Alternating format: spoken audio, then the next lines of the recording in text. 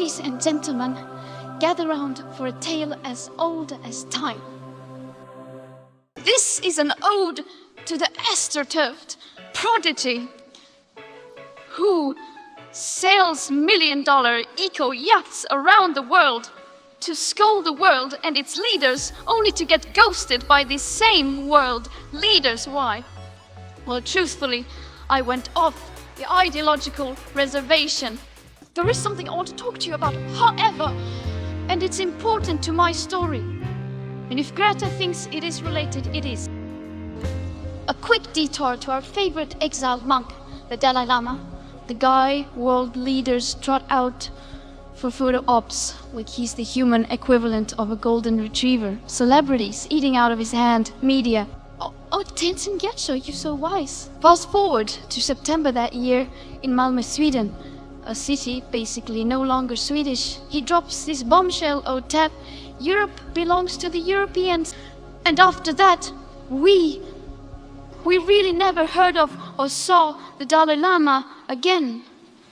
Now, enter me the main climate squeeze poster child, Greta Thunberg, daughter of opera diva and actor dad. By age 8, I was doom-scrolling climate reports. By age 11, I was diagnosed with Asperger's. Then I sunk into depression. I stopped eating, stopped talking, stopped schooling. But my stage-managed and astroturfed rise was well prepared to save the world, because nothing screams their organic grassroots like a family of performers timing my breakdown for maximum viral content. Then cue the astroturf magic.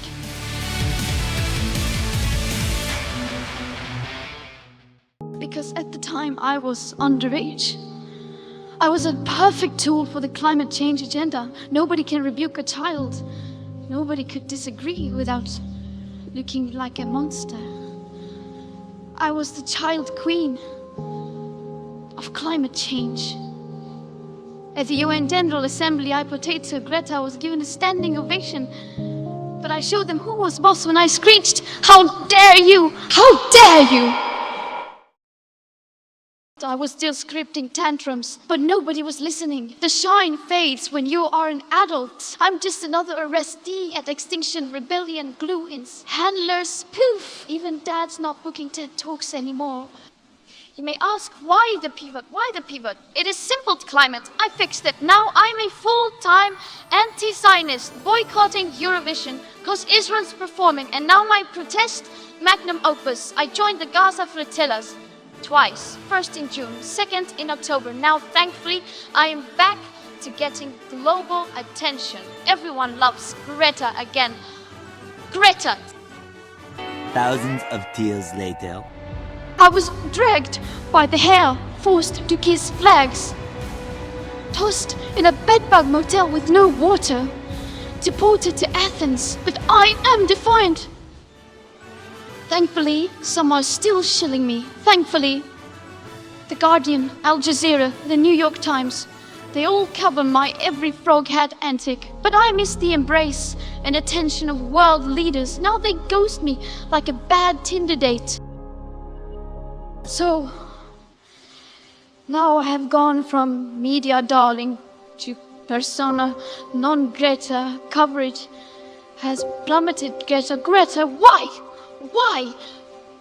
Why? It is very simple. I went off script. I called out capitalism, not just cows and their flatulence. I was no longer a tool for their Agenda 2030. I dared to go against the empire.